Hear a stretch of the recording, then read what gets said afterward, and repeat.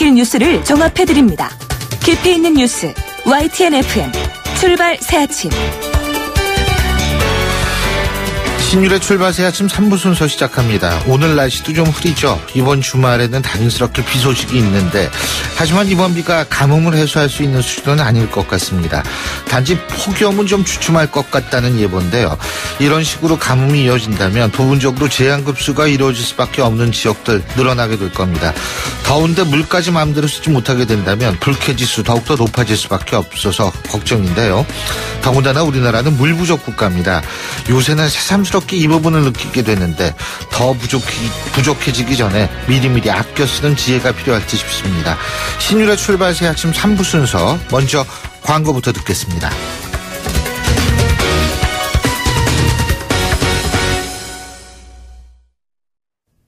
YTN 라디오 신율의 출발 새 아침.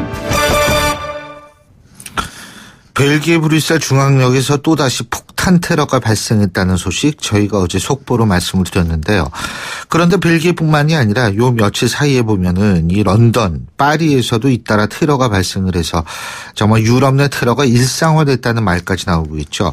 안전지대로 불렸던 유럽이 어쩌다가 테러 일상화라는 오명을 쓰게 됐을까 이런 생각이 드는데요. 자, 이 부분에 대해서 한번 분석을 해보겠습니다. 한국테러학회 회장을 맡고 계시죠. 호원대학교 법경찰학부 이만종 교수 전화 연결되어 있습니다.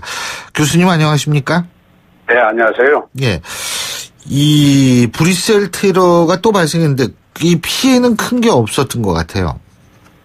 네, 그렇습니다. 이번에는 이제 폭탄 벨트, 그리고 이제 목과 이제 작은 가스통이 들어있었죠. 폭발물 가방을 이용한 그런 그 테러였어요. 부분 폭발이 일어났지만 다행히 인명 피해는 적었습니다. 신원이 지금 범인의 신원은 밝혀졌나요? 네, 이 범인이 36세 모로코 남성으로 지금 나와 있어요. 나와 있는데, 역시 마찬가지로, 반서방, 그리고 이제 반기독교를 표방하는 그런 현지 벨기에에 지금 살고 있는 그런 이주민으로 이렇게 보고 있습니다. 벨기에에 살고 있는 이주민. 이게요, 참 문제가 되는 게, 지금 유럽에는 이 무슬림이 많이 살고 있지 않습니까? 그렇죠? 예. 네네. 근데 이게 요새 이런 테러 양상을 보면은, 유럽에서 태어난, 예? 이 무슬림 2세들, 혹은, 지금 말씀하신 대로 이주민 무슬림들, 이런 경우가 더 많아가지고, 이게 참 통제하기가 힘들 것 같다는 생각이 들어요. 네. 이 벨기에 그리고 프랑스, 영국은 굉장히 이슬람 중동 지역에 있던 이민자들이 굉장히 많이 지금 살고 있습니다. 예. 특히 이 몰렌벡 지역이죠. 이 지역은 이슬람교도 이주민들이 굉장히 많이 거주하고 있는 지역이에요. 그래서 지난 2015년도에 발생했던 파리 테러, 그리고 2016년에 발생했던 브뤼셀 연쇄 폭탄 테러를 일으켰던 테러범들의 거주지가 전부 이 지역입니다. 그래서 IS가 지금 이라크하고 시리아에서 지금 쇠퇴하고 있지 않습니까? 그래서 이라크나 그리고 시리아 현장보다는 영국이라든가 프랑스라든가 또는 브뤼셀 지역 이런 이슬람 무슬림들이 많이 살고 있는 그런 지역에서 이 테러를 지금 부추기고 있는 그런 상황입니다. 우리로서는 말이에요. 이게 상당히 또 좀 조심해야 될 부분이, 이제 대학 가도 시험이 끝났거든요. 이제 좀 있으면 성적 내면은 이제 완전히 방학인데, 이 방학 때 이제 유럽에 배낭여행 가는 우리나라 대학생들도 좀 많을 거고, 또 여름 휴가차 유럽 가시는 분들도 많을 텐데, 교수님이 보실 때는 이럴 때 특히 이제 테러가 이렇게 유럽에서 많이 발생할 때 좀 특히 조심해야 될 부분은 뭐라고 보십니까? 네, 외국에 지금 우리 교민들이 많이 있고요. 그리고 이제 성교, 그리고 이제 여행객들이 이제 또 많이 이렇게 이제 있는데, 굉장히 우리 여행객들이 호기심이 많아요. 그리고 이제 성교도 굉장히 이제 공격적이죠. 그래서, 이런 위험 지역에 대해서는 외교부에서 경보를 발령하고 있습니다. 단계별로. 그래서 이제 외교부의 그런 경보 단계를 좀 주시할 필요가 있고, 절대 위험 지역에 대해서는, 자기 자기가 당할 수도 있다는 그런 것들을 우리가 이제 인식을 해야 되거든요. 실제적으로 국내에서 발생할 수 있는 그런 그 테러보다는 외부에 나가가지고 나라 밖에서 당하는 그런 테러의 그 피해가 굉장히 많이 지금 현실적으로 일어나거든요. 이 점에 대해서 굉장히 경각심을 가져야 되겠습니다. 근데 유럽에 갔는데 파리를 안 갈 수가 없지 않습니까? 그죠? 예? 근데 이게 그렇죠. 이런 상황이 됐을 때 뭐 예를 들면은 좀 사람 많이 가는데 가지 말아라. 이것도 사실 굉장히 힘든 얘기거든요. 아니 유명한 관광지는 사람이 많이 몰리게 돼 있는데 그런 것이 또 테러의 타겟이 될 수도 있는 거고 참 이게 어떻게 해야 좋을지 모르겠어요. 그래서 유명한 지역 그리고 사람이 많이 그렇게 몰리는 지역은 테러리스트 입장에서는 굉장히 그 좋은 그 타켓이 되거든요. 네. 그래서 유럽은 꼭 그 지역이 아니더라도 역사적인 장소라든가 또는 관광 장소가 많이 있기 때문에 이렇게 테러가 급증하고 있는 시기에는 좀 피해가지고 다른 지역을 보는 것들이 좋다 이렇게 이제 보여집니다. 자 교수님 그리고 지금이 라마단 기간이라고 그러더라고요. 그죠? 네네 그렇습니다. 라마단 기간이죠. 예 그런데 이 라마단 기간에 특히 이제 이 자살 폭탄 테러라든지 테러가 또 많이 일어나는 경향이 있잖아요. 이게 왜 그런 거예요? 라마단 기간 동안에 그 테러가 발생하면 이제 지하드라고 그러죠. 이 기간 동안에 지하드를 하면은 굉장히 그 환영을 받는 그런 순교다 뭐 이렇게 이제 생각을 하고 있습니다. 지금 최근에 그 발생하고 있는 유럽의 테러도 라마단을 전후로 해가지고 이제 증가하는 그 패턴을 보이고 있어요. 그리고 이게 이제 중동에서만 과거에는 이제 발생했습니다만은 유럽까지 이렇게 이제 굳어지는 그런 그 양상인데 맨체스터 공연장이라든가 런던 모스크 테러 상지가 이제 프랑스 테러죠. 그리고 벨기에 브뤼셀 테러까지 전부 이게 한 달 동안에 이제 발생했던 테러인데 전부 이제 라마단 기간 전후에 발생한 그런 특징을 이제 보이고 있습니다. 근데 지금 이제 유럽 그렇게 쭉 말씀하시니까 갑자기 드는 생각이 과거에는 이 테러의 대상이 주로 미국이었잖아요. 그죠? 이 네. 미국에서 유럽으로 옮겨진 이유가 뭐가 있을까요? 유럽에는 그 무슬림 이민자들이 굉장히 지금 많이 거주하고 있어요. 그리고 이제 유럽에서 이제 거주자가 많음에도 불구하고, 갈등과 차별, 뭐 이런 것들이 이제 굉장히 많이 발생하거든요. 유럽의 테러리스트들, 네네. 유럽의 테러리스트를 보면은 대부분 그 사회에서, 소외, 그리고 이제 차별, 뭐 이런 걸로 해가지고 이제 정체성을 느끼지 못하는 이민 2세, 3세들의 이단아들이다 이렇게 얘기하고 싶은데요. 그래서 그 사람들이 이제 극단화될 수밖에 없는 것은 정치적인 또는 그 종교적인 이념도 있습니다만은 어떻게 보면 이제 주변인으로 살아야 하는 그런 그 유럽의 그런 사회적 환경이 작용한다 이렇게 이제 보여집니다. 그러니까 결국은 유럽 국가들의 어떤 이주민들에 대한 사회 통합이 실패했다는 것도 실제로 이런 테러의 발생 원인 중에 하나다 이렇게 볼 수 있겠다 이 말씀이시군요. 네. 물론 이제 굉장히 많은 그런 난민들이 유입하고 있어요. 그래서 대규모 난민 유입, 그리고 이제 테러로 이제 어떻게 보면 이제 굉장히 몸살을 앓고 있는 게 이제 유럽의 현 실정인데요. 그래서 유럽에서도 이제 반이민이라든가 또는 이제 배타적 국수주의, 그래서 이제 브렉시트 뭐 이런 것도 있지 않습니까? 여기 사회적 분위기가 이제 굉장히 급변하고 있어요. 그래서 이것을 이제 우리가 단순히 경제적인 계산이라든가 또는 정치적 지배에 젖은 그런 그 서방의 이기적 발상이다. 이렇게 이제 탓할 수만은 이제 없는 것이죠. 어떻게 보면은 유럽의 입장에서는 이슬람 공포증에 사로잡혀 있고, 또 이 사람들에게 이제 유럽인들에게 이제 무슬림과의 그런 그 대결과 반목 대신 공존과 변화의 길을 해라. 뭐 이렇게 주문하는 것은 어떻게 보면 이제 또 다른 그런 그 이기심일 수 있는 그런 것이다 이렇게 보여집니다. 그렇군요. 그리고 이제 우리 청취자 여러분들도 조금 불안해하실 수 있는 게 우리나라는 과연 테러의 안전지대냐 이 부분인데요. 어떻게 보십니까? 네, 우리 사회는 어떤가?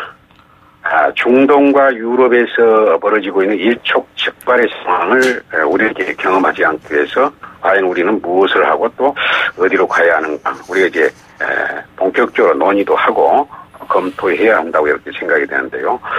개인적으로는 이제 유럽이나 중동처럼 국내에서의 테러의 위험은 좁습니다만은 우리 사회도 이제 갈수록 이제 극심한 청년 실업 문제 또 이걸로 인해 가지고 이제 절망에 이제 벼랑에 이제 몰리고 있는 젊은이들이 굉장히 많지 않습니까?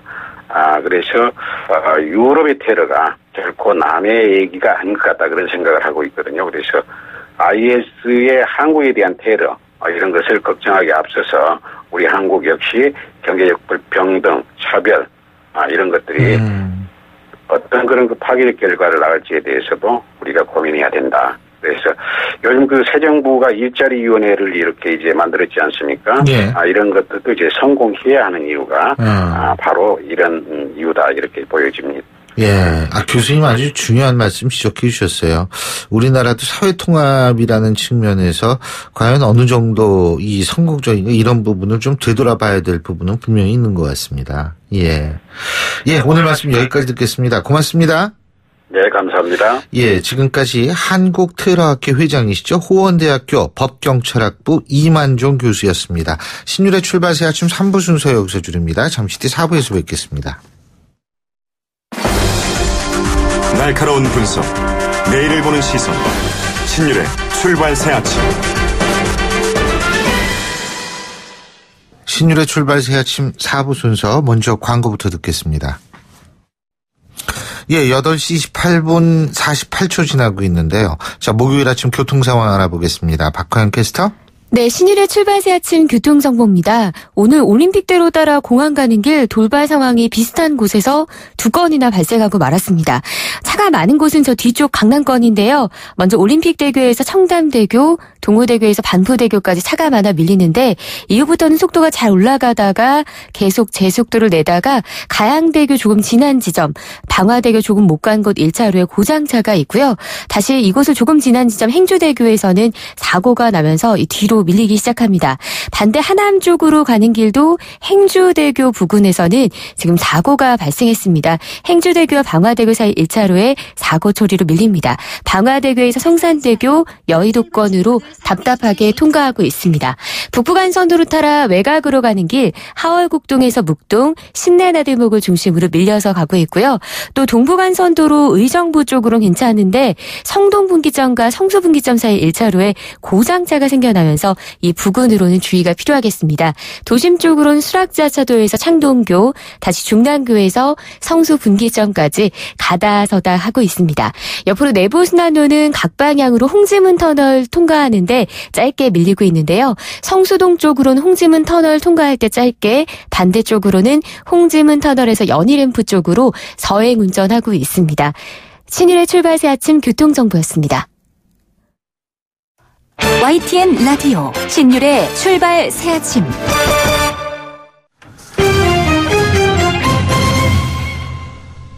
경제 뉴스 알아보겠습니다. 한국경제신문의 정인설 기자 스튜디오에 나와 계십니다. 어서 오십시오. 안녕하세요. 저희가 어제부터 계속 말씀을 드리는데 법으로 실손의료보험 보험료를 낮추는 방안이 추진된다는 소식이 있네요. 예. 뭐 낮아지면 좋은 거죠, 무조건. 뭐 소비자 입장에서는 좋은 거죠. 근데 이제 인위적으로 짧은 기간 내에 강제적으로 낮추는 게 그건 바람직하느냐, 그건 일단 차치해 두고요. 법으로 하겠다라는 게 아무튼 저는 예상을 못했어요. 그러니까 실손보험료 낮추겠다, 팔 꺾어서 팔 비틀어서 낮추겠다, 낮출 거다 이렇게 예상을 했는데 법을 만들겠다는 거죠. 실손보험료 인하법. 어떻게 하느냐. 건강보험, 국가에서 운영 건강보험과 민간의료보험, 실손보험 정책을 연계해서 실손보험에서 흔히 가장 문제되는 게 비급여인데 이 비급여 항목이 건강보험 항목으로 편입되는 순간, 급여 항목으로 편입되는 순간 실손보험료 보험료를 낮추라는 거고요. 그걸 연계시키겠다는 겁니다. 그래서 가칭 건강보험과 민간의료보험 연계법이고요. 국정기획자문위원회가 이런 걸 어제 발표를 했습니다. 실손보험료 매년 오르잖아요. 20%씩 오르니까 이거를 법으로 강제를 하겠다라는 겁니다. 예. 근데 인상폭도 규제했죠. 실손보험 인상폭이요. 맞습니다. 이게 원래는 박근혜 정부 때는 그 규제 완화가 대세였으니까 인하와 인상을 할 수 있는 플러스 마이너스 그 구간을 뒀었어요. 2015년이 플러스 마이너스 25% 내리지는 않을 거 아니에요. 25% 내릴 리가 없죠. 그래서 결과적으로 인상폭을 규제한 한도가 됐는데 이게 2016년에 30%로 늘려주고 올해 35%를 늘려주고 내년에는 아예 이걸 없애기로 했었거든요. 근데 이걸 아니다. 그럼 이 실손보험료 20% 계속 올리면 안 된다. 그래서 25% 이상 올릴 수 없다라고 규제를 다시 부활시키는 건데 이렇게 되지 않을까요? 만약에 올리면 24.9%. 뭐 그렇게 되죠. 24% 네. 오히려 지금 20%씩 뭐 19%씩 오르는데 더 오를 가능성도 있는 거고 이게 딱 그 정도 수준이 될 수 있는 거죠. 예. 근데 보험업계는 당연히 반발을 하겠죠. 이게 정부 입장에서 생각해 보면 이겁니다. 보험료를 잡아야겠는데 소비자들에게 뭔가 했다라는 걸 표시는 내야겠는데 만만한 상대를 고르는 거죠. 보험사는 손보사죠. 생명보험사까지 합하면 또 많겠지만 그래봐야 뭐 20여 개밖에 안 되는데 병원 상대로 한다고 한번 생각해 보시면 전국에 병원이 몇 개일까요? 대학병원만 해도 수백 개고 병원급만 뭐 몇천 개고 개인 의원으로 가면 수만 개입니다. 이 병원을 어떻게 다 제어를 해서 이게 결과적으로 실손보험체계 문제가 있는 게 의료 쇼핑과 과잉 진료가 문제인데 이걸 못 건드리고 보험사를 건드리는 거죠. 왜냐? 보험료를 낮추면 보험사가 어떻게 될까요? 보험금을 더 적게라도 주려고 병원을 열심히 쫓아다니면서 비급여 항목을 과잉 진료하는 건지 아닌지를 조사하고 다닐 거 아닐까요? 이렇게 보는 게 정부의 입장이고 보험사 입장에서 아니 큰 공룡은 못 건드리고 이 작은 이무기만 건드린다라고 억울해할 수 있는 거죠. 문제는 본질은 과잉 진료와 의료 쇼핑 한국에 만연해 있는 이런 건데 어떻게 보험료만 낮추라고 보험사한테 법으로 강제하느냐 이게 보험사의 불만이고요. 그동안 이 실손보험의 역사를 좀 짧게 설명을 해드리면 그동안 우리 계속 얘기했던 거잖아요. 짜장면만 먹게 해달라라는 거였어요. 간단한 실손보험만 들게 해달라고 했는데 그동안은 세트 메뉴를 시켜줬어야 됐죠. 탕수육, 뭐 라족 이런 거 시켜서 짜장면 먹게 해줬던 거죠. 그래서 2013년부터 그 단독형 실손보험을 만들었는데 그래도 여전히 짜장면은 간짜장 형태의 해물, 뭐 삼선짜장, 비싼 삼선짜장만 있었다는 거죠. 그래서 이게 올해 들어 4월부터 정말 간략하게 소스를 정말 작게 만든 거의 3분 짜장 수준으로 만든 그걸 내놨는데 안 팔리고 사람들이 전화를 안 한다는 거죠. 귀찮고 얻는 이익 없고. 그래서 계속 보다가 사람들은 실손보험을 다른 보험과 함께 가입하다 보니까 보험료는 항상 오른다 생각을 하고 실손보험 손해율이 낮다고 하지만 기세를 알고 보면 보험사는 매년 2조 원, 3조 원씩 이익을 얻고 있거든요. 그런 걸 이제 이번에 법으로 강제하겠다는 건데 한번 뭐 보험사들이 계속 반발하고 있는데 이게 언제까지 갈지 한번 봐야 될 것 같습니다. 자, 그리고 중국 증시가 세계적 투자의 기준이 되는 모건 스탠리 캐피탈 인터내셔널 MSCI 신흥시장 지수에 편입됐다고 하는데 이게 우리한테 굉장히 의미가 크죠. 맞습니다. 이게 중국은 크게 주식시장이 A주, B주, H주로 나뉘는데 그렇죠. A주는 이제 중국 내국인들이 투자하시는 겁니다. 이게 가장 규모가 큽니다. B주는 외국인이 투자하는 거고 H주는 홍콩 증시를 얘기하는 건데 이게 그동안 이제 MSCI가 가장 큽니다. 흔히 얘기하는 벤치마크 지수로 세계 모든 펀드와 기관 투자가들의 투자의 기준이 되는데 우리 돈으로 이 숫자 들어보셨어요? 경이란 숫자 우리 한번 환산 안 해보잖아요. 예, 그렇죠. 이걸 포기하죠. 맞습니다. 예. 이걸 보고 가만히 보고 투자에 지침을 하는 그 돈만 11조 달러 우리 돈으로 1경이 넘습니다. 1경 2천조가 돼야 되나요? 이 정도 수준이 됩니다. 그러니까 이거에 신흥시장과 프런티어 시장과 있는데 선진시장 3개가 있는데 3부 리그에서 2부 리그가 된 거겠죠. 이제 중국이. 신흥국 시장으로 편입이 되면 이게 우리나라도 여기 들어가 있어요. 대만 신흥시장에 신흥국 시장에 이머징 마켓에 들어가 있습니다. 프런티어 마켓이 아니라 한국, 대만, 브라질 20여 국에 들어가 있으니까 이제 중국 증시하고 한국 증시하고 똑같아지는 거죠. MSCI 신흥시장 시장에 똑같은 리그에 들어가니까 이게 앞으로 문제가 될 수 있다라는 거죠. 이게 이제 우리 입장에서 문제가 되는 게 돈이 빠져나갈 수 있다는 맞습니다. 거죠.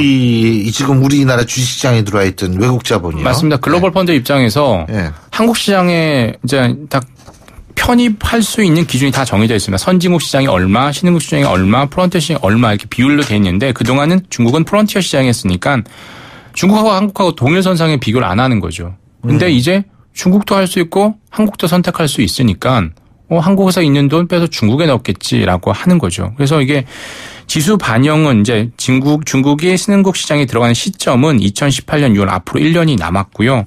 그럼에도 불구하고 한국에서 빠져나갈 돈이 금융위원회는 현재 약 6천억 원에서 4조 3천억 원 정도의 외국인 자금이 유출될 수 있다라고 얘기를 하고 있는데 만약에 이제 A주 중에 그 편입될 수 있는 종목이 많이 늘어난다면 그 금액은 더 늘어날 수도 있게 되는 거죠. 그래서 우리나라 같은 경우에는 이제 선진지수 이쪽으로 편입되는 거로 굉장히 노력을 했는데 이게 잘 안 되는 모양이더라고요. 맞습니다. 뱀머리가 나을까요? 용꼬리가 나을까요? 저는 항상 이 용꼬리가 낫다라는 생각을 갖고 있습니다. 그러니까 정부 정책 입안에 큰 역할을 하셔서 모든 사람들이 그렇게 지금 생각을 하고 있는 거죠. 용꼬리가 되기 위해서 한국이 정말 오랫동안 노력을 해왔습니다. 지금 신흥국 시장에 있는데 2008년부터 계속 노력을 해왔어요. 그래서 관찰 대상국에 들어갔었어요. 관찰 대상국에 들어가면 2년 내에 실제로 들어갈지 말지를 결정을 했는데 계속 떨어졌거든요. 2014년에는 아예 관찰 대상국에서도 빠져서 한국은 MSCI 기준으로는 신흥국 시장에 계속 머물러 있게 되는 거죠. 이 MSCI 말고 글로벌 벤치마크 지수 중에 유명한 게 FTSE라는 지수가 있는데 MSCI보다는 작습니다. 규모가. 이걸로 보면 한국은 또 선진국 시장에 들어가 있어요. FTSE가. 근데 이제 MSCI에 들어가야 되는데 왜 못하느냐. 요구하는 조건이 있습니다. 일단 24시간 내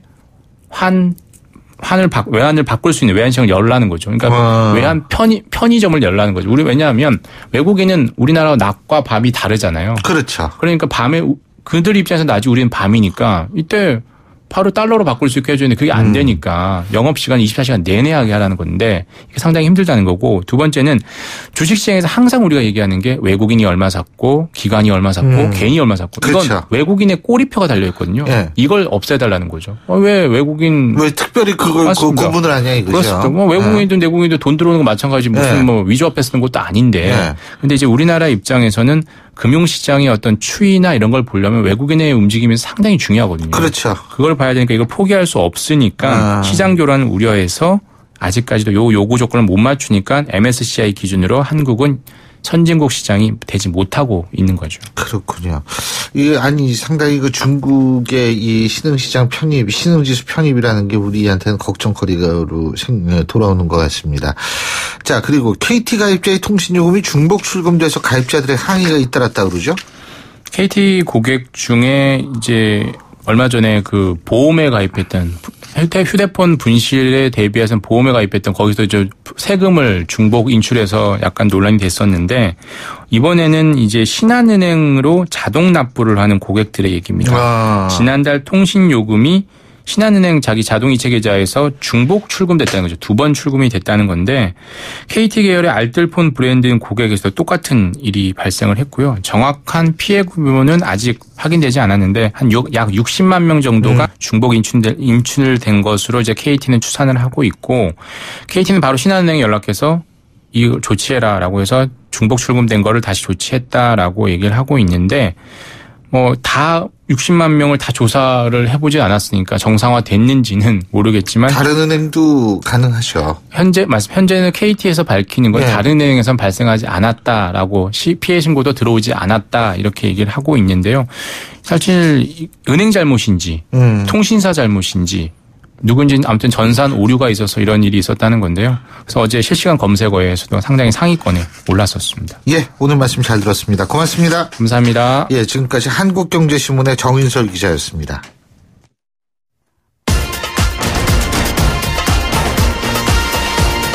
여러분이 지금 듣고 계신 주파수는 FM 94.5MHz입니다. YTN 뉴스 FM.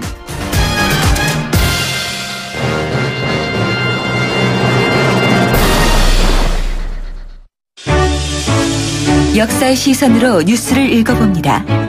히스토리 뉴스.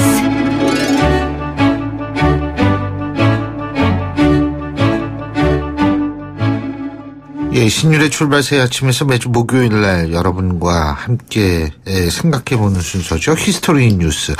1945년 8월 15일 우리가 절대로 잊을 수도 없고 잊어서도 안 되는 날입니다. 올해가 광복 72주년인데요.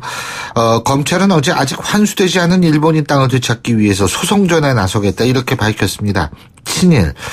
이거 정말 아주 오래된 적폐의 또 다른 이름이기도 한데요. 그래서 오늘은 친일파 재산 환수에 대한 얘기 나눠보겠습니다. 규모가 얼마나 되고 지금까지 어떤 과정을 거쳐왔는지 알아보죠. 자, 역사학자 전우용 교수님 스튜디오에 직접 나와 계십니다. 어서 오십시오. 네, 안녕하세요. 지금 검찰이 환수하겠다는 게 건물, 토지 이런 거죠. 금융자산은 아닐 거고. 그죠? 토지죠. 땅. 근데 이거 좀 포인트를 어디다 맞춰야 될지 모르겠는데요. 정말 이제 해방 이후에 현재 이르기까지 굉장히 심각한 문제였는데 여론의 좀 주목을 제대로 받아본 적이 별로 없어요. 네. 지금 문제는 이제 친일파 재산 문제가 아니고요. 네. 일본인 재산이에요. 아니, 잠깐만요. 네. 일본인이 아직도 여기 우리나라의 재산을 갖고 있나? 아니죠. 그러니까 이게 뭐냐면 해방 전까지 일제강점기 당연히 식민지 상태였으니까 전국의 농경지의 3분의 1 정도, 전국 임야의 80% 이상이 일본인 소유였어요. 조선총독부나 조선은행, 조선식산은행 같은 금융기관 소유도 있고요. 네. 또 이제 일본인 개인들이 매입한 소유지들도 있고요.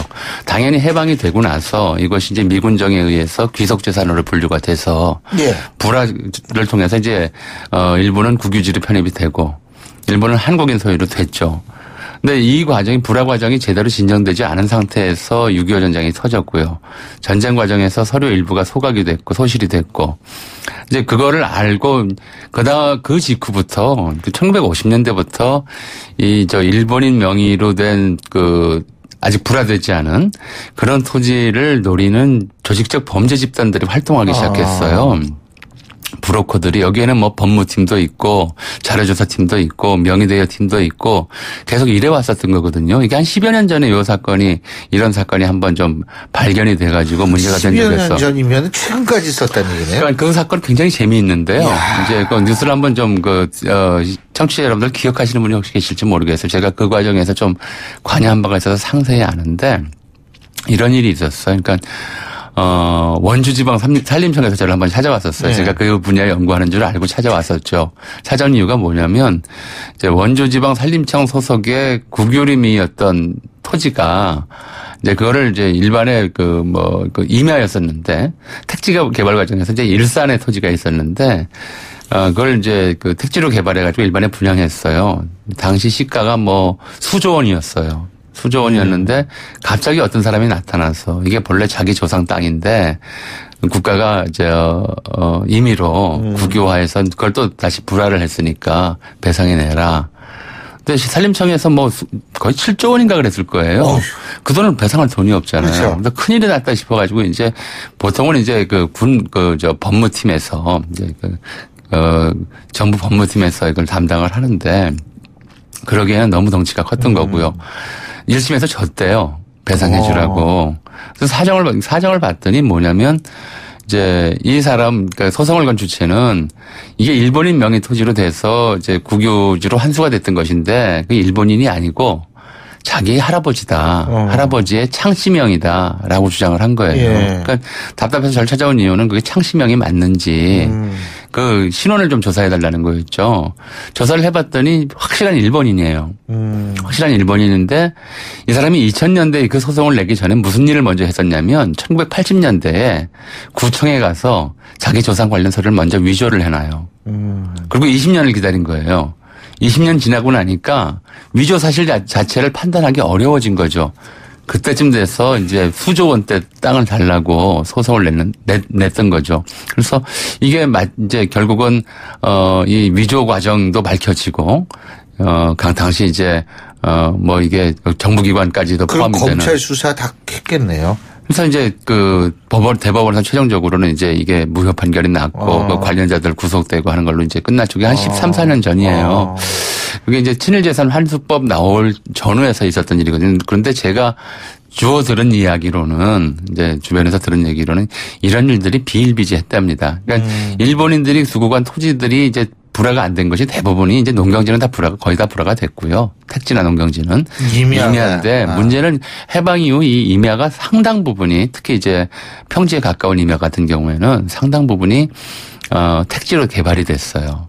그러니까 그야말로 이제 벼락같이 이제 땅값이 오른 것이고요. 이런데 이제 주목한 사람들이 있었던 거죠. 그러니까 일본인 명의로 돼 있는데 이거 잘만 좀 이렇게 왜냐하면 1940년경부터는 한국인들도 전부 일본 이름으로 창씨기명을 해야 했으니까 또 이걸 확인하기도 어려워요. 사망자들이고 일본 내에서 어떻게 됐는지도 알 수가 없는 사람들이고 하니까 창씨기명을 한 자기 조상이라고 우기면 또는 그와 관련된 서류만 조금 손을 보면 이제 그 사람들 표현으로 손을 보면 얼마든지 자기 조상 땅이라고 해서 조상 땅 찾기라고 나설 수가 있었던 거죠.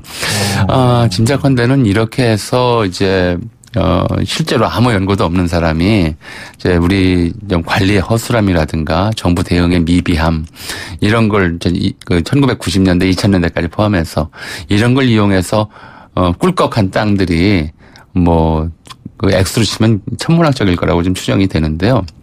이제 뒤늦게나마 지금 검찰이 하고 있는 것은 친일 재산이 아니고 그렇게 일본인 명의로 된 소유 토지를 그동안의 과정 속에서 불법적으로 또는 이제 서류를 위조해서 자기 조상 땅인 것처럼 해가지고는 상속받은 사람들이 있어요. 이번엔 이제 그걸 찾아낸 게 58,000 평방미터라고 하더라고요. 근데 더 뒤지면 그동안에 이제 대법원 판례라든가 재판 과정들을 쭉 보면 이런 식의 소송들이 꽤 많았던 걸로 저는 알고 있는데요. 더 많이 나올 거로 추정이 되고요. 그게 만약에 제대로 다 환수가 된다면 지금 이제 정부가 추진하고 있는 청년 일자리 창출 예산, 복지 뭐 이런 그 예산 이상이 나올 거라고 저는 생각을 합니다. 그런 게 있군요. 근데 지금 친일파의 토지도 환수를 아직 못 하고 있죠.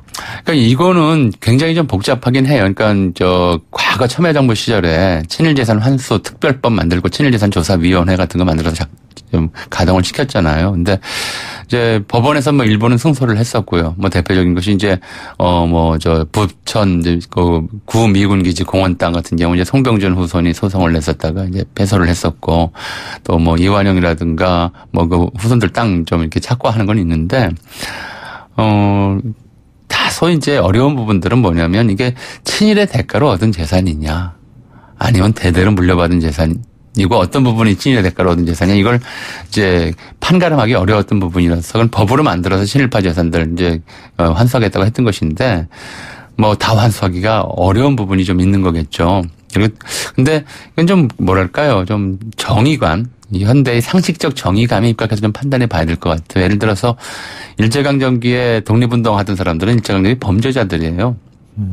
그렇지. 범죄자였죠, 전부. 사상범이든 아니면 뭐, 하다못해 의병도 강도범으로 잡혀 들어갔어요. 처형됐고요.